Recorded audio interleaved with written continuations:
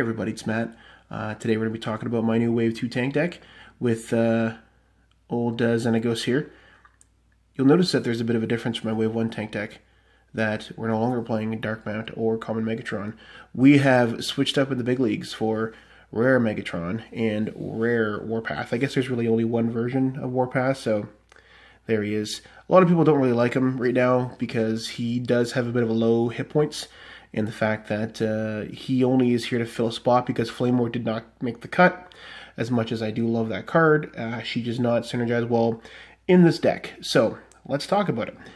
First of all, if you're unfamiliar with what these characters' abilities do, they synergize very well. First of all, Megatron. When you flip to his tank mode, you can return a weapon from your scrap pile to hand.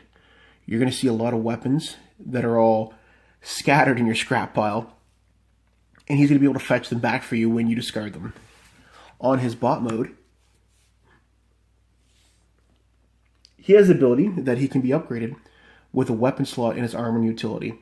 Now, you may want to be careful when you're upgrading him as well, because you want to specify where you're putting the actual weapon slot, so when you do play one of your friendly opponents, they remember and you remember where you put it. Demolisher has remained the same. When you flip to this mode, draw a card for each of the tanks. So if you currently have the other guys in tank mode, it's going to get you 2 cards.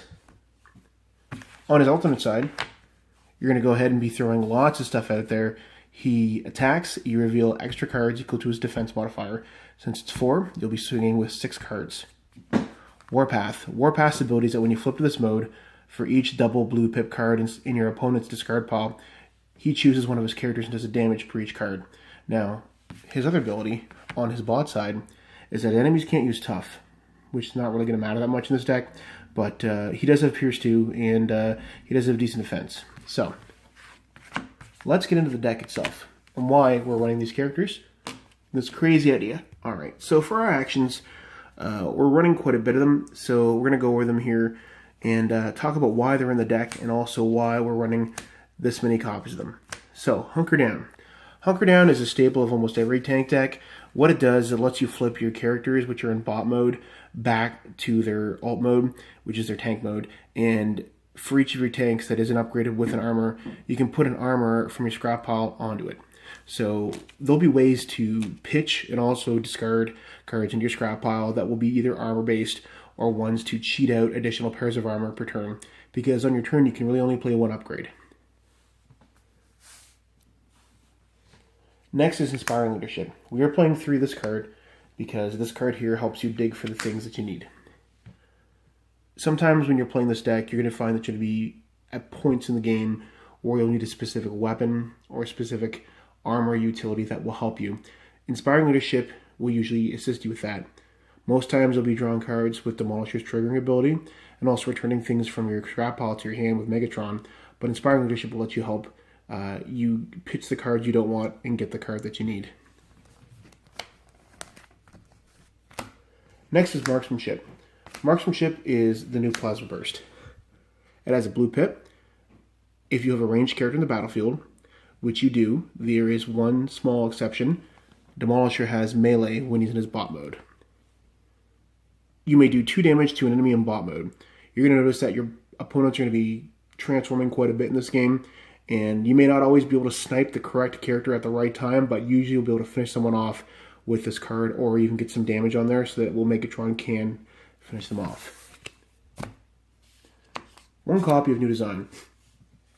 There's going to be turns where you have 2 upgrades you want to play and you don't have a Hunkerdown. Perhaps you want to play a weapon on Megatron, and perhaps you want to play a second weapon on Megatron when he's in his bot mode. New Designs will let you do that. Also, getting an orange pip on your attack is not bad. 3 copies of Security Checkpoint. Security Checkpoint is an action that has each person reveal their hand, and once revealing their hand, they discard all upgrades in their hand to their scrap pile. So, we're playing through this deck because of the double blue pip to defend yourself, but also to get rid of your pesky upgrades that you can't put on your characters into your scrap pile so that you can later fish them out with Hunkerdown or with Megatron's ability to return a weapon back. Also, if your opponents are having quite a bit of upgrades in their deck, you can get them out of their hands so that it'll stop them. Disruption and hand disruption is quite good because it stops them from doing what they want. Next is swap missions. We're playing one in this deck because there'll be times when you will draw into this and you've already swung with Megatron. Megatron will be the focus of this deck because you want to make sure you're hitting at least 10 damage per turn with his ability. Swap missions is there to untap him and tap one of your little guys. Tech research. There's only one in this deck because we were playing Superior Plating. Spoiler alert.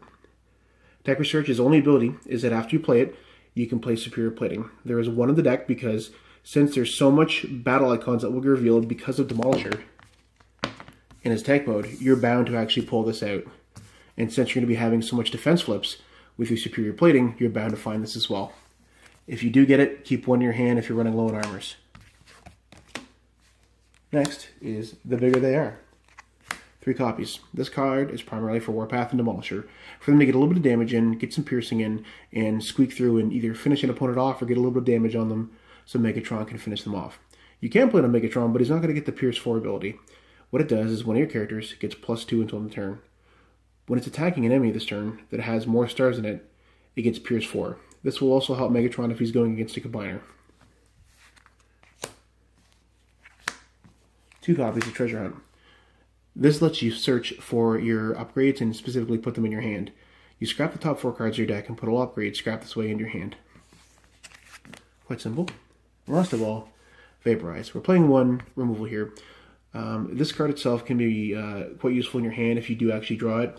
There are ways to get things removed from your opponents with your equipment and weapons and armor that we'll be talking about here shortly. But Vaporize is mostly there if you actually have to draw into it and remove something, such as utility. Now, the upgrades, the meat and potatoes of the deck. So, first of all, we have Armed Hovercraft. 1 copy of Armed Hovercraft in this deck is for mostly when you're in Megatron's tank mode. When you flip back this mode, you can go ahead and return a weapon from your scrap pile to your hand. Let's say you see 1 or 2 enemies left with 1 hit point that are hiding. You can fetch this back, throw it on one of your other tanks, do 1 damage to all the enemies. Now, you never want to actually throw this on Megatron unless you have to, so be careful about that. Next is 1 copy Drill Arms. Drill Arms is the same way. If you need to fetch it back with Megatron, or if you're going to be able to dig for it, you can put it on here, scrap it enemy armor. If you can't, draw a card. Next, 2 copies of Energon Axe. This here will go on your small guys or Megatron if he's been damaged. It gives the character Pierce 2 and also +3 attack. It's quite good, and it can actually come in quite handy. Erratic Lightning. This is for Megatron. This card right here gives +3 to attack. Sometimes you're going to be attacking with Megatron last, so you won't have that damage on him. And also, unless someone has attacked you first, you can then put an Energon Axe on. But most times, you'll probably want to put this on instead. +3 attack, -1 defense. Megatron can take it. Now, something also to note, if Megatron does get an armor on and his defense, for some reason like that, is it goes to 0 for no reason, you would still subtract 1 blue pip from your defense modifier. Heads up. Next, 3 copies of Force Field. Force Field is great in this deck. It not only lets you reoccur more cards when flipping and have more of them spread out, but it also protects you from a heavy damage attack. It'll protect your small guys and your large guys, and you can fish it out with Hunkerdown. Next is 1 copy of Fusion Cannon Megatron. Sometimes you're going to be going up against heavy blue decks, such as Superion's new Aerial Bot mode, or perhaps there's someone still playing double primes, or a deck with a lot of blue pips. Fusion Cannon Megatron will let you get through with Megatron to do at least some pierce damage and take them out. 2 copies of Grenade Launcher. You don't need 3 in this deck. I find that once you play it, you can usually fetch it back with Megatron on the prior turn, replay it again, recur it, gives +4 attack, throw it on Megatron, do a big swing. If you get a chance, you can actually throw 2 of them on there for the turn with the new designs, or perhaps even putting on 1 the turn before, getting Megatron up to at least 14 points of damage. Technically, if you get 2 on there, that's going to be way more. Oh man, just think about that. 7 and 8. Oh, 15. Oh, it's so good. Next is going to be Reinforced Plating. Tough 2. Simple as that. This goes on a character that can't get you superior plating on. You can fetch it back with your Hunkerdown. Also, just slap it on just in case you need to. 1 copy of Scrapper Gauntlets. This will let you fetch it from your scrap pile with Hunkerdown, also to put it on one of your tanks. It will give you +1 defense, but more importantly, it'll scrap an enemy weapon. If you can't, you get a free card. 1 copy of Spare Parts. You're going to find that as you're playing the game, once you get your superior plating down, you don't want that to go away. So your most precious character, this will go on. You can also get it back from your reveals during defense or attack by the green pip, by throwing a card in that you don't need. What it does is that if a weapon or an armor would be scrapped, you would scrap this instead. I did try actually running 2 of these originally, but I found I went down to 1 because I just had too many in my hand, and I was usually ahead of them. 2 copies of Sparring Gear. This is in the deck primarily because you can fetch it off a reveal from an attack or defense. It gives you tough 2. It'll help your tanks if you're not able to get your superior plating down. It's a great card. And last but not least, 3 copies of superior plating. I love this card. Tough 4. Unless someone's got some removal for you, Bashing Shield is a thing right now, but if you get spare parts on there and they throw that Bashing Shield down that they've been searching for, it's not coming off at all. So with that being said, you can't, if you do find you're playing against a lot of decks that are running Bashing Shield or ramming speed, you can cut one of your Sparring Gears down to 1 and put another spare parts in there just for safety. Now, this card can also be cheated out with Hunkerdown. It can be played with that card Tech Research that we talked about earlier. And it is just a fantastic card. Once this comes down on someone, it's going to be able to protect your tanks for quite a long ways in the battle. I was going up against cars of the day, and they were swinging for about 10 damage every swing, 10 to 15 damage, and I was able to pull enough actual blue pips just to keep surviving, and just enough to finish them off. So yeah, so that is the basis of this new tank deck. You can do some customizations. Like I said, you can go ahead and put Flame War in to see how that works for you. You can swap out one of the Sparring Gears for another version of a card, which was the the spare parts, and you can let me know how the deck goes. So yeah, anyways, like, subscribe, comment, all that jazz that people say on YouTube. You don't have to, but you can if you want to. And let me know what you'd like to see in another video. I've been helping some of my friends build their decks, and this deck was run at the other event and it cleaned house. Very surprising, especially for a tank deck, because you don't see tanks actually doing that too well on the meta. But anyways, that might just be my local scene. Anyways, I hope you have a great day, and thanks for watching, and peace. Zoom in on the grenade launcher. So spicy.